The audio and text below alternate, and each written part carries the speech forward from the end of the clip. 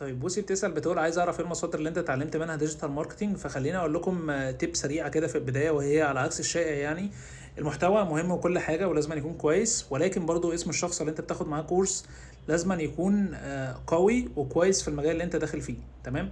يعني على سبيل المثال، مثلا بما ان احنا في رمضان، لو انت مثلا مهتم بالطبخ ولقيت مثلا الشيف شربيني عامل كورس عن الطبخ، فابتديت ان انت خدت الكورس ده، ولما بتخش انترفيو بتقول للاتش ار ده انا واخد الكورس بتاع الشيف شربيني وكده، في حاجه كده سبكونشسلي هو الاتش ار بيحس ان انت هتأدي اداء مقارب للنولج اللي موجوده عند الشيف شربيني، بما ان النولج دي دلوقتي موجوده عندك. تمام؟ فده كده بالنسبه للشخص اللي انت هتختار منه الكورس. انا هقول لكم اسامي كام شخص كده انا اتعلمت منهم ديجيتال ماركتنج، محتواهم كويس جدا وانا هرشحهم ليكم. شوفوا الفري كونتنت بتاعهم اللي موجود على اليوتيوب تشانل. ولو لقيتوا المحتوى بتاعهم كويس، ابتدوا ان انتوا تشتروا الكورسز بتاعتهم، لان بتكون structured والمنهج منظم بشكل افضل يعني. هنبتدي بالمحتوى الاجنبي، وفي واحد اسمه بين هيث.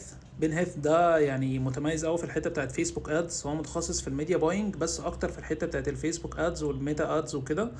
وفي عندنا بنت اسمها دانا ديري تقريبا. دانا دي متخصصة، او ديري دانا حاجة زي كده يعني. المهم هي متخصصة في الحتة بتاعت الكرييتيفز، ازاي تعمل كرييتيفز كويسة تجيب لك نتائج كويسة في الميديا باينج.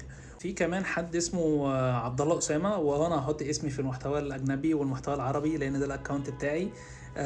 دي تشانل جامده جدا، بتقدم محتوى عن الماركتينج وبشكل جينيريك يعني، بس بعد كده هكون بقدم محتوى متخصص في الحته بتاعت الميديا باينج، بما انها او بيرفورمانس ماركتينج لان هو ده التخصص بتاعي.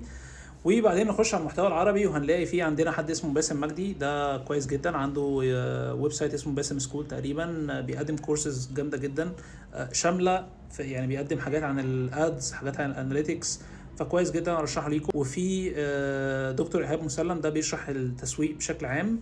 وبس هي دي مصادر اللي انا اتعلمت منهم. شكرا. التشانل بتاعتي برضه عبد الله اسامه، روح اعملوا سبسكرايب. شكرا.